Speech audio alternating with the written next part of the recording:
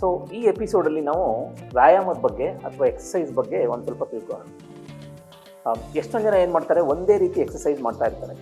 ಒಂದು ವಾಕಿಂಗ್ ಹೋಗೋ ಅಂಥದ್ದು ಇರ್ಬೋದು, ಅಥವಾ ಕೆಲವರು ಬರೀ ಯೋಗನೇ ಮಾಡ್ತಾ ಇರೋವಂಥದ್ದು. ಆದರೆ ನಮ್ಮ ದೇಹಕ್ಕೆ ಮ್ಯಾಕ್ಸಿಮಮ್ ಬೆನಿಫಿಟ್ ಸಿಗಬೇಕು ಅಂದರೆ ಸ್ವಲ್ಪ ವೆರೈಟೀಸ್ ಆಫ್ ಎಕ್ಸಸೈಸ್ನ ಮಾಡಬೇಕು. ನೀವು ಬರೀ ವಾಕಿಂಗ್ ಮಾಡಿದ್ರೆ ಮಿನಿಮಮ್ ಮಸಲ್ಸ್ ಕವರ್ ಆಗುತ್ತೆ, ಕೆಲವು ಮಸಲ್ಸ್ ಮಾತ್ರ ಕವರ್ ಆಗೋದು, ಇಡೀ ದೇಹಕ್ಕೆ ನಿಮಗೆ ಉಪಯೋಗ ಸಿಗಲ್ಲ. ನಮ್ಮ ದೇಹದಲ್ಲಿ ರಕ್ತ ಸಂಚಲನ ಕೂಡ ಚೆನ್ನಾಗಾಗಬೇಕು, ಫ್ಲೆಕ್ಸಿಬಿಲಿಟಿ ಕೂಡ ಇಂಪ್ರೂವ್ ಆಗಬೇಕು, ಮಸಲ್ಸ್ ಕೂಡ ಸ್ಟ್ರಾಂಗ್ ಆಗಬೇಕು. ಅದಕ್ಕೆ ನಾವು ಏನು ಮಾಡಬೇಕು, ಒಂದೆರಡು ದಿನ ಅಥವಾ 3 ದಿನ ಯೋಗ ಮಾಡಬೇಕು, 1 ದಿನ ಅಥವಾ 2 ದಿನ ವಾಕಿಂಗ್ ಮಾಡಬೇಕು. ಎಲ್ಲದಕ್ಕಿಂತ ಮುಖ್ಯವಾಗಿ ವಾರದಲ್ಲಿ ಅಟ್ಲೀಸ್ಟ್ 2 ದಿನ ನಾವು ಸ್ಟ್ರೆಂಥನಿಂಗ್ ವರ್ಕೌಟ್ ಮಾಡಬೇಕು. ಸ್ಟ್ರೆಂಥನಿಂಗ್ ವರ್ಕೌಟ್ ಏನು, ಒಂದು ವೆಯ್ಟ್ ಲಿಫ್ಟ್ ಮಾಡೋ ಅಂಥದ್ದು ಇರ್ಬೋದು, ಅಥವಾ ನಾವು ವೆಯ್ಟ್ ಇಲ್ಲದೆ ಬಾಡಿ ವೆಯ್ಟ್ನ ಯೂಸ್ ಮಾಡಿಕೊಂಡು ಪುಷಪ್ಸ್ ಮಾಡೋ ಅಂಥದ್ದು. ಇದನ್ನು ನಾವು ರೆಗ್ಯುಲರಾಗಿ ಮಾಡಬೇಕು. ಇದರಿಂದ ಏನಾಗುತ್ತೆ, ನಮ್ಮದು ಮಸಲ್ಸು ಸ್ಟ್ರಾಂಗ್ ಆಗುತ್ತೆ. ಮಸಲ್ಸು ಸ್ಟ್ರಾಂಗ್ ಇದ್ದರೆ ಮೆಟಾಬಲಿಕ್ ರೇಟು, ಅಂದರೆ ನಾವು ಫುಡ್ಡನ್ನು ಡೈಜೆಸ್ಟ್ ಮಾಡೋವಂಥ ಕೆಪಾಸಿಟಿ, ಅಥವಾ ನಾವು ಫುಡ್ ತಿಂದಾಗ ಗ್ಲೂಕೋಸ್ ರಿಲೀಸ್ ಆಗುತ್ತಲ್ಲ, ಅದನ್ನು ಸರಿಯಾಗಿ ಉಪಯೋಗ ಮಾಡೋವಂಥ ನಮ್ಮ ದೇಹದ ಕೆಪಾಸಿಟಿ ಇರುತ್ತಲ್ಲ, ಅದು ಚೆನ್ನಾಗಾಗುತ್ತೆ. ಆವಾಗ ನೀವು ವಯಸ್ಸಾಗ್ತಾ ಇದ್ದಂಗೆ ಇಂಜುರೀಸು ಕಡಿಮೆ ಆಗುತ್ತೆ. ಅಕಸ್ಮಾತ್ ಇಂಜುರಿ ಆದರೂ ಕೂಡ ಬೇಗ ರಿಕವರ್ ಆಗ್ತಾರೆ. ನೀವು ಕೆಲವರು ನೋಡಿರ್ಬೋದು, 60-70 ಇಯರ್ಸ್ ಆದರೂ ಅವ್ರಿಗೆ ಮಂಡಿ ನೋವು ಇರಲ್ಲ ಅಥವಾ ಬೆನ್ನು ನೋವು ಇರಲ್ಲ. ಏನಕ್ಕೆ ಅಂದರೆ ಅವರು ಹೆಂಗಾಗಿರ್ತಾರಲ್ಲ, ಆವಾಗ ಅವರು ಒಳ್ಳೆ ಎಕ್ಸಸೈಸ್ನ, ಮಸಲ್ ಎಕ್ಸಸೈಸ್ನ ಮಾಡಿರ್ತಾರೆ ಅವರು. ಇದು ತುಂಬ ಮುಖ್ಯ. ಇದನ್ನು ನಾವು ಮಾಡಲಿಲ್ಲ, ಒಂದೇ ಥರದ್ದು ಮಾಡಿದ್ವಿ ಅಂದರೆ ಇಡೀ ದೇಹಕ್ಕೆ ನಮಗೆ ಬೆನಿಫಿಟ್ ಸಿಗಲ್ಲ. ಇನ್ನೊಂದು, ಕೆಲವ್ರಿಗೆ ಬೆನ್ನು ಇರೋದ್ರಿಂದ ಕೆಲವು ಎಕ್ಸಸೈಸ್ನ ಮಾಡೋದಕ್ಕಾಗಲ್ಲ. ಇವರೆಲ್ಲ ಏನು ಅಂತಂದರೆ ಸ್ಟಾರ್ಟಿಂಗಲ್ಲಿ ವಾಕಿಂಗನ್ನೇ ಮಾಡಿಕೊಂಡು ಸ್ಲೋ ಆಗಿ ಇಂಪ್ರೂವ್ ಆದಮೇಲೆ ಆಮೇಲೆ ಬೇರೆ ಎಕ್ಸಸೈಸ್ಗೆ ಅಥವಾ ಚೇರ್ ಎಕ್ಸಸೈಸ್ ಅಂತ ಇರುತ್ತೆ, ಅದನ್ನೆಲ್ಲ ನೀವು ಮಾಡಿಕೊಂಡು ಆರೋಗ್ಯವಾಗಿ ಇರಬಹುದು. ಬಟ್ ಅಟ್ಲೀಸ್ಟ್ ವಾರದಲ್ಲಿ 5-6 ದಿನ ಎಕ್ಸಸೈಸ್ ಮಾಡೋದು ತುಂಬ ಇಂಪಾರ್ಟೆಂಟ್. ಇಂಗ್ಲೀಷಲ್ಲಿ ಒಂದು ಗಾದೆ ಇದೆ, ಏನಂತಂದರೆ if you don't have time for exercise you will have to find time for diseases ಅಂತ. ಅಂದರೆ ನಿಮಗೆ ವ್ಯಾಯಾಮ ಮಾಡೋದಕ್ಕೆ ಟೈಮ್ ಇಲ್ಲ ಅಂದರೆ ಮುಂದೆ ನಿಮ್ಮ ರೋಗಗಳನ್ನು ಮ್ಯಾನೇಜ್ ಮಾಡೋದಕ್ಕೆ ನೀವು ಟೈಮ್ನ ಹುಡುಕಬೇಕಾಗುತ್ತೆ ಅಥವಾ ಸ್ಪೆಂಡ್ ಮಾಡಬೇಕಾಗುತ್ತೆ.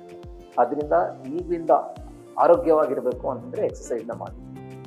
ಯಾವುದು ನಿಮ್ಗೆ ಹೆಲ್ಪ್ ಆಗುತ್ತೆ ಎಕ್ಸಸೈಸ್ನ ರೆಗ್ಯುಲರ್ ಆಗಿ ಮಾಡಬೇಕು ಅಂದರೆ, ಆ ಒಂದು ಗ್ರೂಪ್ನ ಕ್ರಿಯೇಟ್ ಮಾಡ್ಕೋಬೇಕು. ನೀವು ನಿಮ್ಮ ಫ್ರೆಂಡ್ಸಲ್ಲೇ ಡೈಲಿ ವಾಕಿಂಗ್ ಹೋಗಬೇಕು ಅಂದರೆ 5-6 ಜನ ಅಕೌಂಟಬಿಲಿಟಿ ಇರಬೇಕು, ಅವ್ರ ಜೊತೆ ಹೋಗಂಗಾಗಬೇಕು.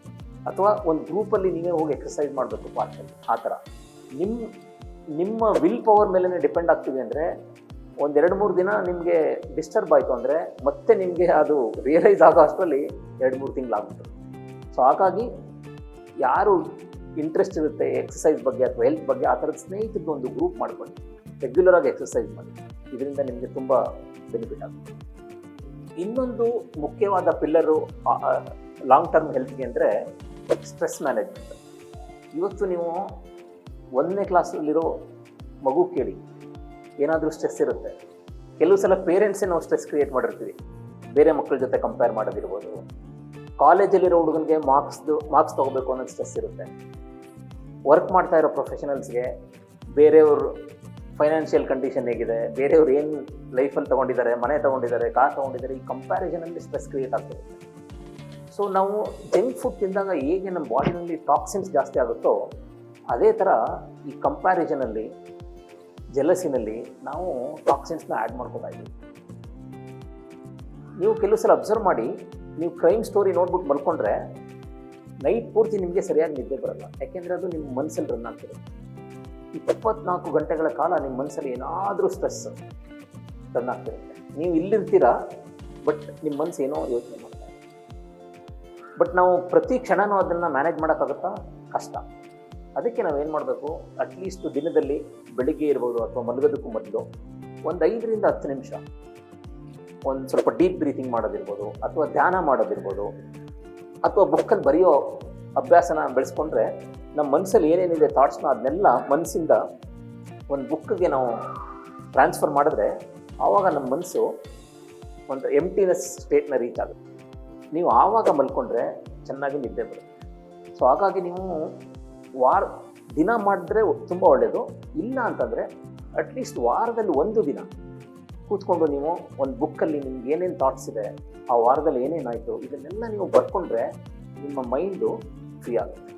ದಿನ ಮಾಡಿದ್ರೆ ಧ್ಯಾನನ 5 ನಿಮಿಷ ತುಂಬ ಬೆನಿಫಿಷಿಯಲು. ನೀವು ಪ್ರತಿದಿನ ಎಲ್ಲ ಟಾಕ್ಸಿನ್ಸ್ನ ರಿಮೂವ್ ಮಾಡ್ದಂಗೆ ಆಗ್ತಾ ಇರುತ್ತೆ. ಇದು ತುಂಬ ತುಂಬ ಮುಖ್ಯ.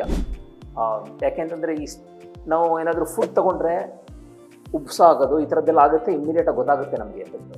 ಆದರೆ ನಾವು ಈ ಸ್ಟ್ರೆಸ್ಸಿಂದ ಆಗ್ತಾ ಇರೋ ಇದೆಯಲ್ಲ ಅದು ನಮಗೆ ಗೊತ್ತಾಗಲ್ಲ. ಗೊತ್ತಾಗೋ ಅಷ್ಟರಲ್ಲಿ ಎಷ್ಟೊಂದು ಜನ ಡಿಪ್ರೆಷನ್ಗೆ ಹೋಗ್ಬಿಟ್ಟಿರ್ತಾರೆ. ಈ ಕ್ರೋನಿಕ್ ಡಿಸೀಸ್ ಅಂತ ಇದೆಯಲ್ಲ, ಇವತ್ತು ಕ್ಯಾನ್ಸರ್ ಇರ್ಬೋದು, ಹಾರ್ಟ್ ಇಶ್ಯೂಸ್ ಇರ್ಬೋದು, ಎಷ್ಟೊಂದು ಸಲ ಇದಕ್ಕೆ ಪ್ರತಿಯೊಂದು ರೋಗಕ್ಕೂ ಹಿಂದೆ ಒಂದು ನೆಗೆಟಿವ್ ಥಾಟ್ ನಮ್ಮ ಮೈಂಡಲ್ಲಿ ರನ್ ಆಗ್ತಿರುತ್ತೆ. ಒಂದು ಬುಕ್ ಇದೆ, you can heal your life ಅಂತ. ಆ ಬುಕ್ಕಲ್ಲಿ ಹೇಳೋದು, ಈ ಕ್ಯಾನ್ಸರ್ ಬರುತ್ತಲ್ಲ ಅವ್ರು ಕಂಟಿನ್ಯೂಸ್ ಆಗಿ ಏನು ಯೋಚನೆ ಮಾಡ್ತಿರ್ತಾರೆ ಅಂದರೆ, I am not worthy of this life, ಅಂದರೆ ನಾನು ಬದುಕೋ ಅಷ್ಟು ವರ್ತಿ ಇಲ್ಲ ಲೈಫಲ್ಲಿ. ಅಥವಾ ಕೆಲವರು ಹಾರ್ಟ್ ಇಶ್ಯೂಸ್ ಇರೋರು joy is sucked out of their life ಅಂತಾರೆ. ಅಂದರೆ ಅವ್ರಿಗೆ ಖುಷಿನ ಬೇರೆ ಯಾರೋ ಎಕ್ಸ್ಪ್ಲಾಯ್ಟ್ ಮಾಡ್ತಾ ಇರ್ತಾರೆ. ಅದು ಕಂಟಿನ್ಯೂಸ್ ಆಗಿ ಥಾಟ್ ರನ್ ಆಗಿ ಅದು ಫಿಸಿಕಲ್ ಬಾಡಿನಲ್ಲಿ ಶೋ ಅಪ್ ಆಗುತ್ತೆ. ಹಾಗಾಗಿ ನಾವು ಇದನ್ನು ಆವಾಗ ಡಿಸ್ಟ್ರೆಸ್ ಮಾಡ್ಕೋತಾ ಇರಬೇಕು. ನೀವು ಫೈಂಡ್ ಔಟ್ ಮಾಡಬೇಕು ನಿಮ್ಗೆ ಯಾವ್ದು ಡಿಸ್ಟ್ರೆಸ್ ಮಾಡುತ್ತೆ ಅಂತ. ಕೆಲವ್ರಿಗೆ ಧ್ಯಾನ ಇರ್ಬೋದು, ಕೆಲವ್ರಿಗೆ ಮ್ಯೂಸಿಕ್ ಇರ್ಬೋದು, ಕೆಲವ್ರಿಗೆ ಯಾರ ಜೊತೆನೋ ಮಾತಾಡೋ ಅಂಥದ್ದು ಇರ್ಬೋದು. ನಿಮ್ಗೆ ಯಾವುದು ಸೂಟ್ ಆಗುತ್ತೆ ಅದನ್ನು ನೀವು ಹುಡುಕೊಂಡು ಅದನ್ನು ರೆಗ್ಯುಲರ್ ಆಗಿ ನೀವು ಫಾಲೋ ಮಾಡಬೇಕು. ಇದು ತುಂಬ ಮುಖ್ಯ. ಇನ್ನೊಂದು ಮುಖ್ಯವಾದ ಪಿಲ್ಲರ್ ಅಂತಂದರೆ ನಿದ್ರೆ. ಇದು ಮೋಸ್ಟ್ ನೆಗ್ಲೆಕ್ಟೆಡ್ ಪಿಲ್ಲರ್ ಅಂತ ಹೇಳ್ಬೋದು ನಾವು. ಏಕೆಂದರೆ ನಾವು ಯಾವಾಗಲೂ ಕೇಳಿರೋವಂಥದ್ದೇನೋ, ವಯಸ್ಸಿದ್ದಾಗ ಚೆನ್ನಾಗಿ ದುಡಿಬೇಕು, ನಿದ್ರೆ ಎಲ್ಲ ತಲೆ ಕೆಡಿಸ್ಕೋಬಾರ್ದು, ಆಮೇಲೆ ಒಂದ್ಸಲ ಸತ್ತ ಮೇಲೆ ಹರಿಶ್ಚಂದ್ರ ಘಾಟಲ್ಲಿ ನಿದ್ದೆ ಮಾಡೋದಿದ್ದೇ ಇರುತ್ತೆ. ನಿಮ್ಗೆ ಆ್ಯಕ್ಚುಲಿ ಹರಿಶ್ಚಂದ್ರ ಘಾಟ್ ಹೋದ್ಮೇಲೆ ನಿದ್ದೆ ಬೇಕಾಗಿಲ್ಲ. ನಾವು ಚೆನ್ನಾಗಿ ಕೆಲಸ ಮಾಡಬೇಕು ಅಂದರೆ, ಆರೋಗ್ಯವಾಗಿರಬೇಕು, ಎಫಿಷಿಯೆಂಟಾಗಿ ಕೆಲಸ ಮಾಡಬೇಕು ಅಂದರೆ ಚೆನ್ನಾಗಿ ನಿದ್ರೆ ಆಗಬೇಕು. ಇಲ್ಲಾಂದರೆ ನೀವು 15 ಗಂಟೆಗಳ ಕಾಲ ವರ್ಕ್ ಮಾಡ್ತಾ ಇರ್ಬೋದು, ಆದರೆ ನೀವು ಮಾಡೋ ಎಫಿಷಿಯನ್ಸಿ ಇರುತ್ತಲ್ಲ ಅದು ಬರೀ 7 hours ಇತ್ತು. ಇದು ಒಂದು. ಇನ್ನೊಂದು, ಆರೋಗ್ಯ ದೃಷ್ಟಿಯಿಂದ ಬಂದಾಗ ನೀವು 6 ಗಂಟೆಗಳ ಕಾಲ ನಿದ್ದೆ ಮಾಡ್ತಿದ್ರು ಕೂಡ ಒಳ್ಳೆ ನಿದ್ರೆನ, 60-70 ಇಯರ್ಸ್ ಆದಮೇಲೆ ಈ ಮರವಿನ ಕಾಯಿಲೆ ತುಂಬ ಜಾಸ್ತಿ ಆಗ್ತಾ ಇದೆ ಇತ್ತೀಚೆಗೆ ರೋಗ. ನೀವು ಎಷ್ಟೊಂದು ವಿಡಿಯೋಸಲ್ಲಿ ನೋಡಿರ್ಬೋದು, ಅಕ್ಕಪಕ್ಕದಲ್ಲಿರೋ ರಿಲೇಟಿವ್ಸ್ನೇ ಅವರು ರೆಕಗ್ನೈಸ್ ಮಾಡೋದಕ್ಕಾಗಲ್ಲ, ಡಿಮೆನ್ಷಿಯಾ ಅಂತ. ಸೊ ಇದು ನಮ್ಮ ಮಾಜಿ ಪ್ರಧಾನಮಂತ್ರಿಗಳಾದಂಥ ವಾಜಪೇಯಿ ಅವರು ಕೂಡ ಆಲ್ಮೋಸ್ಟ್ 8-9 ವರ್ಷಗಳ ಕಾಲ ಅವ್ರಿಗೆ ಈ ಕಾಯಿಲೆ ಬಂದಿದೆ, ಡಿಮೆನ್ಷಿಯಾ. ಎಷ್ಟೊಂದು ಜನಕ್ಕೆ ಬಂದಿದೆ ಇದು. ಇನ್ನೊಂದು, ಹೈಪರ್ ಟೆನ್ಷನ್ ಇವತ್ತು ಯಾಕೆ ಯಂಗರ್ ಜನ್ರೇಷನ್ ಇನ್ಕ್ರೀಸ್ ಆಗ್ತಿದೆ ಅಂದರೆ, ಎಲ್ಲ 6 ಗಂಟೆ ಅಥವಾ ಅದಕ್ಕಿಂತ ಕಡಿಮೆ ನಿದ್ದೆ ಮಾಡ್ತಾರೆ. ಸೊ ನಾವು ಮಿನಿಮಮ್ ಎಷ್ಟು ಮಾಡಬೇಕು ಅಂದರೆ 7-8 ಗಂಟೆಗಳ ಕಾಲ ಒಳ್ಳೆ ನಿದ್ರೆಯನ್ನು ಮಾಡಬೇಕು. ಯಾಕೆ ಈ ನಿದ್ರೆ ಮುಖ್ಯ? ಇದು ಸುಮ್ಮನೆ ದೇಹಕ್ಕೆ ರೆಸ್ಟ್ ಕೊಡೋದು ಅಷ್ಟೇ ಅಲ್ಲ. ನಾವು ನಿದ್ರೆ ಮಾಡಿದಾಗ ನಮ್ಮ ದೇಹದಲ್ಲಿರೋ ಎಲ್ಲ ಸೆಲ್ಗಳು ರೀಜುವಿನೇಟ್ ಆಗುತ್ತೆ. ಎಲ್ಲದಕ್ಕಿಂತ ಮುಖ್ಯವಾಗಿ ಈ ನಮ್ಮ ದಿನದಲ್ಲಿ ನಡೆದಿರುವಂಥ ಎಷ್ಟೊಂದು ಇನ್ಸಿಡೆಂಟ್ಸ್ ಇರುತ್ತಲ್ಲ, ಅದನ್ನೆಲ್ಲ ನಮ್ಮ ಮೆಮೊರಿ ಇರುತ್ತಲ್ಲ ಅದು ಕನ್ಸಾಲಿಡೇಟ್ ಮಾಡುತ್ತೆ. ಯಾವ ಮೆಮೊರೀಸ್ನ ಇಟ್ಕೋಬೇಕು, ಯಾವ ಮೆಮೊರೀಸ್ನ ತೆಗೆದಾಕಬೇಕು ಅಂತೆಲ್ಲ.